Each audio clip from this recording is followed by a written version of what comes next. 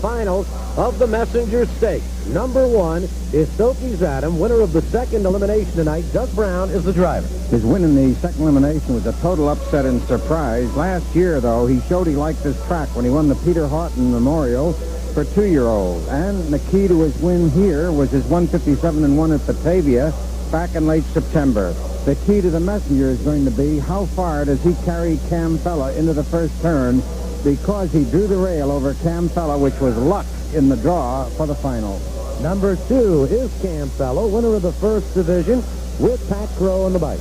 And as far as we're concerned, on a personal note, regardless of the outcome of this upcoming race, he is the 3-year-old pacer of the year. His performance here in the first heat tonight showed his quality when he went right by a merger in the stretch, and he has now won over $700,000. So whether he wins in the Messenger or not, we think this is the 3-year-old pacer of the year. You use me as you, as we, and I agree with you, Stanley. This is number 1, Cam Fella. Number 3 is Merger, Johnny Campbell on the bike. An extreme speed horse, as incidentally Pat Crowe, who drives Cam Fella, pointed out. But Cam Fella's beaten him 5 times this year. Merger, of course, won the Little Brown Jug. But tonight, after that 29-3 third quarter in the elimination, he was unable to hold on, and we'll have to see whether he comes back. He won the Jug. He's an outstanding horse, and he has a great driver in Campbell. Number 4, second in the second division, Icarus Lobel with Hervé Fillon. Pat Crowe said he thought this was the horse to beat, and he well may be, even though he did not look that sharp in the first heat. But Hervé Fillon knew there was a final coming up. He knew he was going to be right there in the elimination.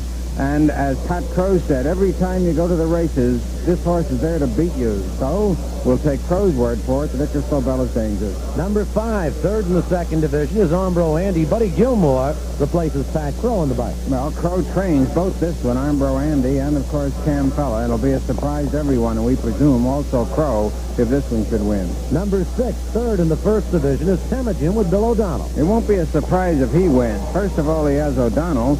And secondly, he set a world record in the Little Brown Jug on a half-mile track. He's always dangerous. His driver, O'Donnell, has now won over $5 million in purses this year. First man ever to do that in harness racing. Number 7, fourth in the second division, is Ideal Society with George Schulte. A 2-year-old star when he won $180,000. He's only won 1 race this year, and he would be a surprise here if he were to win. Rounding out this select field, number 8, fourth in the first division, Ombro Aussie with Glenn Garnsey. And we have one man who I know is hoping for this one to win, and that's 90-year-old Townsend Ackerman up in Vernon, New York. He was the consultant for Lomont Farm, and I know we wish Townsend Ackerman and Lomont the best of luck with its powerhouse colt. The finals of the 27th Messenger Stakes. The 2 elimination winners draw for posts 1-2, second place horses for 3-4, and so on. And Sophie's Adam gets the rail with Doug Brown. Cam Fella number 2, Pat Crowe on the bike. Merger's number 3 with John Campbell. Number 4 is Icarus Lobel, Hervé Fillon. 5, Ombro Andy with Buddy Gilmore. 6, Temujin Bill O'Donnell. 7, Ideal Society, George Schulte. And 8 is Ombro Aussie with Glenn Garnsey. For the call, here is Jackie Lee.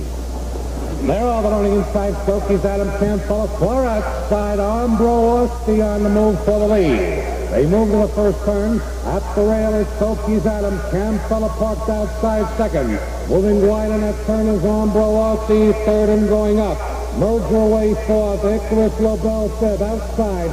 Temujin 6, Ombro Andy 7th, and Ideal Society gets away 8th. They head down the backstretch toward the quarter pole. On the outside, Ombro Aussie, Glenn Garnsey moves for the lead. Cam Fella at the rail, holds them out.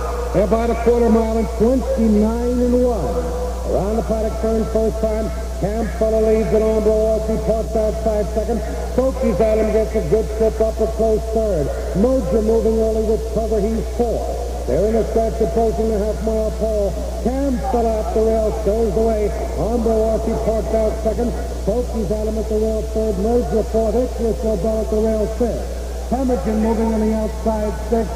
The trailers are Ideal Society and Ombro Andy. 59-3 for the half mile. Around the clubhouse turn the final time. It's Cam Fella, Pat Crowe in command. Parked outside Ombro Aussie second.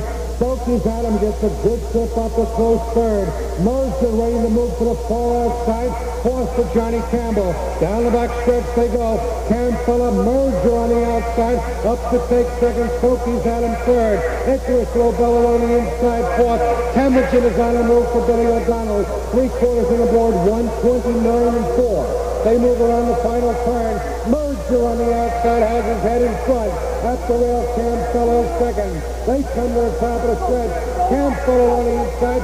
Merger on the outside of second. Temujin rushing up as they come to the wire. Campbell on the inside. Merger on the outside. They come to the wire. That's Campbell. Icarus Lobel trying to close. Campbell wins the messenger. Under the wire, Campbell, Pat Crowe holds them all off. 159 flat. Now let's go down the track side with Stan Bergstein. The colt is the best, and here is the man who is the best, Pat Crowe, who has trained and driven Campbell all year. He must be a phenomenal horse, but you've done the greatest job of managing a horse that I've seen since Clint Galbraith with Maya Trust. Just congratulations to you. Thank you very much. Is he an easy horse on himself? Yeah, very easy on himself. He looks after himself after races. You have to train him hard, but he does look after himself. Pat, how'd you just keep this horse going from January until almost November? Guess you got a good groom. Now, you must have. What's his name? Jeff Brooks. Our congratulations to Jeff, and our congratulations to these two gentlemen here. With us is Norm Clements and Norm Faulkner, who are the two owners, and I guess you gentlemen who gave supposedly $100,000 in January owe it all to this man. Yes, he did, yeah. You have anything to say about that? I know you've been confident all year. It never surprised you he was the best. Not really. Not when you got guys like Pat Crowe. You know, Pat Crowe is the greatest. These two, he is that, Norm. These two gentlemen had Pat buy the horse for him in January. Let's take a look at the late action here. And here you are. And at this point, you must have been a little bit worried with Merger coming on. I wasn't. No, I knew I had Merger put away here. Stocky's Adam looked like he had a lot of pace in him behind him there. I was a little concerned about him. I thought maybe he might have some quick steps. But I knew Merger. I'd had him put away at this point. Did the first heat convince you of that? Yeah.